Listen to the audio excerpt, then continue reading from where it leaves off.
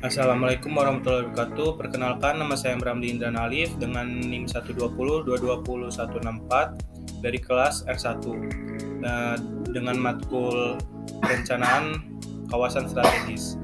Di sini saya akan membahas tentang studi kasus KEK Mandalika di Lombok.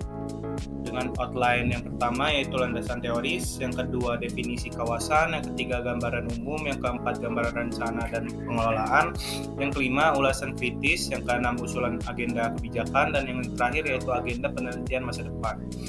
Yang pertama yaitu landasan teoris, teori neoklasik.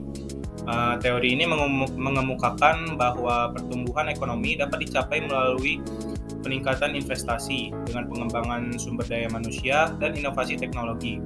Dalam konteks KEK Mandalika, teori neoklasik dapat digunakan untuk menganalisis bagaimana investasi besar dalam infrastruktur dan pengembangan pariwisata dapat meningkatkan pertumbuhan ekonomi regional. Yang kedua yaitu teori Keynesian. Pada teori ini menekankan pentingnya peran pemerintah dalam mengatasi ketidakseimbangan ekonomi melalui kebijakan fiskal dan moneter. Dalam studi kasus ini, teori Keynesian dapat digunakan untuk menganalisis bagaimana pemerintah Indonesia berperan dalam mendorong investasi, menciptakan lapangan kerja, dan mempercepat pertumbuhan ekonomi melalui insentif dan pembangunan infrastruktur. Dan yang terakhir yaitu teori cluster. Teori ini berfokus pada keberadaan dan pengembangan klaster industri yang saling berkaitan dalam suatu wilayah geografis. Dalam konteks KEK Mandalika ini, teori klaster dapat digunakan untuk menganalisis bagaimana pengembangan pariwisata di kawasan tersebut dapat menciptakan sinergi atau berbagai sektor terkait seperti perhotelan, transportasi, makanan dan minuman, serta industri kerajinan lokal. Sinergi ini meningkatkan daya saing, inovasi, dan pertumbuhan ekonomi secara keseluruhan. Yang kedua yaitu definisi kawasan. Dalam konteks ini, pada studi kasus KEK Mandalika di Lombok ini merujuk pada kawasan ekonomi khusus atau KEK Mandalika itu sendiri. Kawasan ekonomi khusus ini merupakan suatu wilayah geografis yang ditetapkan oleh pemerintah dengan tujuan untuk mendorong investasi, pengembangan ekonomi, dan menciptakan lapangan kerja. Dalam studi kasus ini, kawasan tersebut meliputi area seluas 1,1775 hektar di Pulau Lombok, Nusa Tenggara Barat, Indonesia. Kawasan ini ditetapkan sebagai KEK dengan tujuan utama mengembangkan sektor pariwisata dan ekonomi di daerah tersebut. Sebagai kawasan ekonomi khusus, Mandalika menawarkan berbagai insentif dan fasilitas bagi investor, seperti pembebasan pajak, kemudahan perizinan, dan fasilitas investasi lainnya. Selain itu, kawasan ini juga akan mengalami pembangunan infrastruktur yang meliputi jalan raya, bandara internasional, pelabuhan, serta fasilitas wisata seperti hotel, resort, dan pusat perbelanjaan. Dengan demikian, kawasan dalam konteks studi kasus KEK Mandalika ini mengacu pada wilayah yang secara khusus ditetapkan sebagai fokus pengembangan ekonomi dan pariwisata dengan adanya dukungan pemerintah dan insentif bagi investor untuk menciptakan pertumbuhan ekonomi yang berkelanjutan di daerah tersebut. Yang ketiga yaitu gambaran umum. Pada studi kasus KEK Mandalika ini, sebuah proyek ambisius yang bertujuan untuk mengembangkan pariwisata dan ekonomi di daerah tersebut. Dalam upaya mencapai tujuan tersebut, pemerintah Indonesia bekerja sama dengan investor swasta untuk mengalokasikan dana investasi sebesar 12 miliar dolar Amerika Serikat. KEK Mandalika ini memiliki luas sekitar 1.175 hektar dan menawarkan insentif kepada investor seperti pembebasan pajak dan kemudian perizinan untuk menarik investasi ke kawasan tersebut. Proyek KEK Mandalika ini melibatkan pembangunan infrastruktur yang mencakup jalan raya, bandara internasional, pelabuhan, serta fasilitas wisata seperti kawasan pembelanjaan. Diharapkan bahwa dengan adanya infrastruktur yang baik, KEK Mandalika dapat meningkatkan aksesibilitas dan daya tarik bagi para wisatawan. Selain itu, KAIK Mandalika juga menekankan pengembangan klaster industri terkait pariwisata, sinergi antara sektor perhotelan, transportasi, makanan dan minuman, serta industri kerajinan lokal diharapkan dapat memperkuat daya saing kawasan ini. Dengan adanya klaster industri yang saling berkait, diharapkan KAIK Mandalika dapat menciptakan efek multiplier yang berdampak positif pada pertumbuhan ekonomi dan penciptaan lapangan kerja di Lombok. Studi kasus ini juga menunjukkan peran pemerintah dalam mendorong investasi dan memfasilitasi pengembangan ekonomi regional melalui kebijakan insentif dan upaya pembangunan infrastruktur. Pemerintah berupaya menciptakan iklim investasi yang kondusif dan memberikan stimulus bagi pertumbuhan ekonomi. Namun, seperti halnya proyek skala besar lainnya, KAIK Mandalika juga mendapatkan tantangan dan resiko. Perizinan, pengolahan limbah, dan ketersediaan tenaga kerja lokal adalah beberapa masalah yang perlu diatasi oleh KAIK Mandalika agar dapat berjalan dengan sukses. Secara keseluruhan, studi kasus KAIK Mandalika di Lombok ini merupakan contoh nyata upaya pemerintah dalam mendorong pengembangan pariwisata dan ekonomi melalui pendekatan kawasan ekonomi khusus. Diharapkan bahwa KAIK Mandalika dapat menciptakan manfaat jangka panjang bagi masyarakat lokal, pertumbuhan ekonomi regional, dan industri pariwisata di Lombok. Yang keempat yaitu gambaran rencana dan pengelolaan. Rencana yang pertama yaitu rencana pengembangan. Rencana pengembangan KAIK Mandalika melibatkan rencana pengembangan KAIK Mandalika melibatkan pembangunan infrastruktur yang mencakup jalan raya, bandara internasional, pelabuhan, serta fasilitas wisata seperti hotel, resort, dan pusat pembelanjaan. Selain itu, terdapat juga peningkatan aksesibilitas, pembenahan lingkungan, dan pengembangan klaster industri terkait pariwisata. Rencana ini juga bertujuan untuk meningkatkan daya tarik wisata, menciptakan lapangan kerja, dan mendorong pertumbuhan ekonomi di Lombok.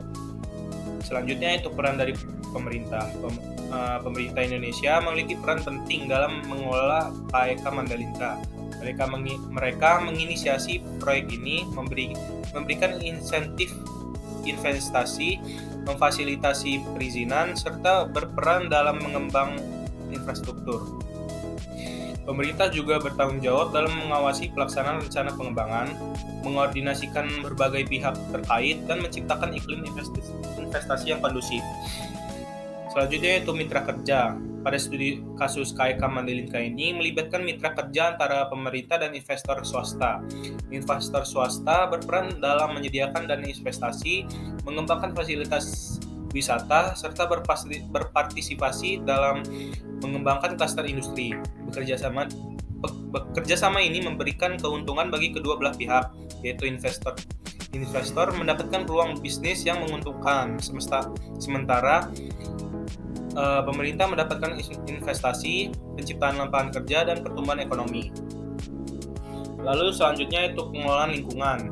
Salah satu aspek yang penting dari studi kasus ini yaitu pengelolaan lingkungan.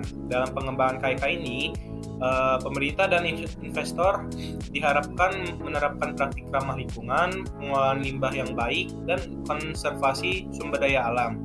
Upaya ini bertujuan untuk meminimalkan dampak negatif terhadap lingkungan dan memastikan berkelanjutan pariwisata serta pertumbuhan ekonomi yang berkelanjutan. Dan yang terakhir yaitu monitoring dan evaluasi.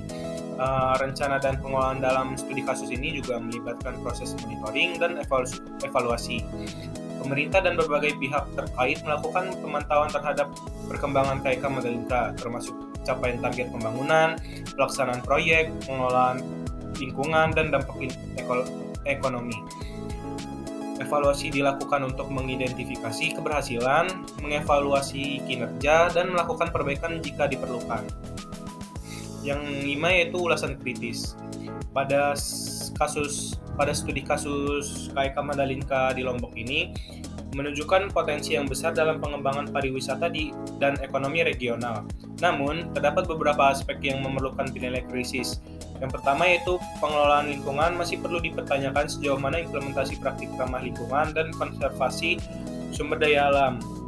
Kehati-hatian dalam meminimalkan dampak negatif terhadap ekosistem dan lingkungan sekitar perlu menjadi fokus utama dan pengembangan kawasan ini.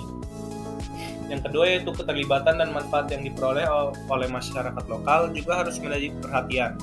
Partisipasi masyarakat dalam proses pengambilan keputusan dan adanya keadilan sosial dan ekonomi menjadi penting untuk memastikan manfaat yang berkelanjutan bagi komunitas tempat.